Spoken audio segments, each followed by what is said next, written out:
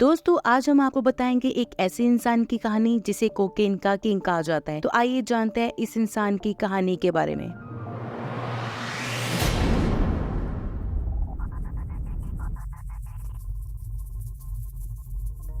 दोस्तों अब बात करते हैं पाब्लो एस्कोबार की, जिसको कोकेन का किंग माना जाता था और दुनिया के 7 अमीर व्यक्तियों में से उसका नंबर 7वें पर आता था। उसकी एक दिन की कमाई 400 करोड़ रुपए थी और ये सारा पैसा कोकेन के धंधे से आता था। लेकिन पाब्लो शुरुआत से इस लाइन में नहीं था। उसका जन्म 1 दिसंबर 1949 में कोलंबिया के एक शहर में हुआ था। पाब्लो 7 भाई बहनों में से तीसरे नंबर पर आता था। इसका सारा बचपन गरीबी में गुजरा। उसके सपने बहुत बड़े थे, इसलिए उसने लॉ की पढ़ाई शुरू कर दी। वो चाहता था कि वो बड़ा होकर देश का राष्ट्रपति बनेगा, लेकिन गरीबी के चलते उसे लॉ की पढ़ाई छोड़नी पड़ी। पैसा पाब्लो की जरूरत था, इसलिए उसने चोरी करनी शुरू कर दी। उसने कार्स चोरी करनी शुरू कर दी, फर्जी लॉटरी की टिकट्स बेचनी शुरू कर दी और सबसे बड़ी बात, उसने गांजे की सप्लाई करनी शुरू कर दी। यहाँ से शुरुआत हो गई पाब्लो के क्रिमिनल करियर की। 21 साल की उम्र में पाब्लो ने एक पहला बड़ा कांड किया। उसने 1970 में एक करोड़पति आदमी को किडनैप किया और उससे 4 करोड़ की फिरौती ली। इधर कोलंबिया में कोकेन का धंधा शिखर पर था और पाब्लो भी इस धंधे में घुस गया। 1976 में एक बार पुलिस ने पाब्लो को 39 केजी कोकेन के साथ पकड़ लिया, लेकिन जज को रिश्वत देकर वह वहाँ से रिहा हो गया। जल्दी ही उसने बहुत बड़ा गैंग बना लिया और अमेरिका के 80% हिस्से में वो कोकेन की सप्लाई करने लगा। पाब्लो कोकेन की सप्लाई दूसरे देशों में करने के लिए प्लेन के टायर्स का इस्तेमाल करता था।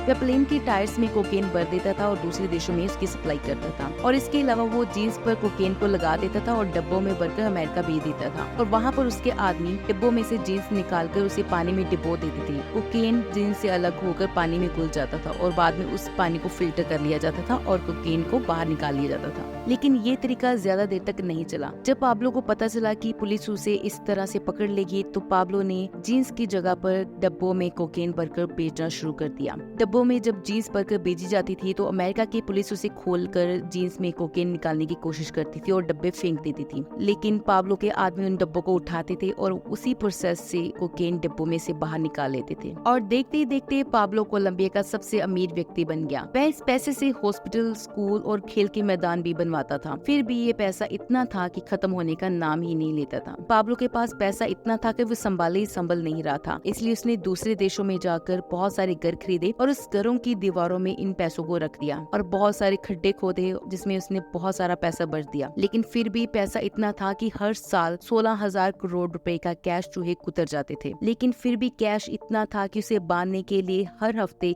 65,000 का खर्च रबर बैंड पर ही आ जाता था। पाब्लो का कोकेन का धंधा इतना शिखर पर था कि उसे रोक पाना बहुत ही मुश्किल था और कोई भी डर के मारे पाब्लो को हाथ नहीं लगा सकता था, क्योंकि पाब्लो ने कानून को खरीदा हुआ था। कोलंबिया की सरकार पाब्लो के इस कोकेन के धंधे से बहुत ही तंग थी, इसलिए उसने यूएसए के साथ मिलकर पाब्लो को गिरफ्तार कर लिया। लेकिन पाब्लो ने गिरफ्तार होने से पहले उनके आगे एक शर्त रखी। पाब्लो ने गिरफ्तारी के बाद सरकार के आगे एक शर्त रखी। पाब्लो ने कहा कि उसकी जेल वो खुद बनाएगा, इसलिए पाब्लो ने अपने रहने के लिए जेल खुद बनाई, जो बाहर से तो पूरी तरह जेल लगती थी, लेकिन अंदर सारी सुख सुविधाएं मौजूद थी। गिरफ्तारी देने के बाद पाब्लो जेल में 1 साल तक रहा। फिर किसी खुफिया रास्ते के जरिए वहाँ से भाग गया और अपने दूर के आंटी के घर में छिप गया। उसके परिवार के साथ नाता बिल्कुल टूट गया था, इसलिए उसे डर था कि शायद मेरी फैमिली को कोई नुकसान ना पहुंचाए, इसलिए उसने अपनी फैमिली को जर्मन में भेज दिया। लेकिन जर्मन की सरकार ने पाब्लो की फैमिली को वापस भेज दिया। पाब्लो ने अपनी फैमिली को सेफ रखने के लिए उन्हें अंडरग्राउंड कर दिया और एक दिन उसने अपने आंटी के घर से अपने परिवार का हालचाल पूछने के लिए कॉल की,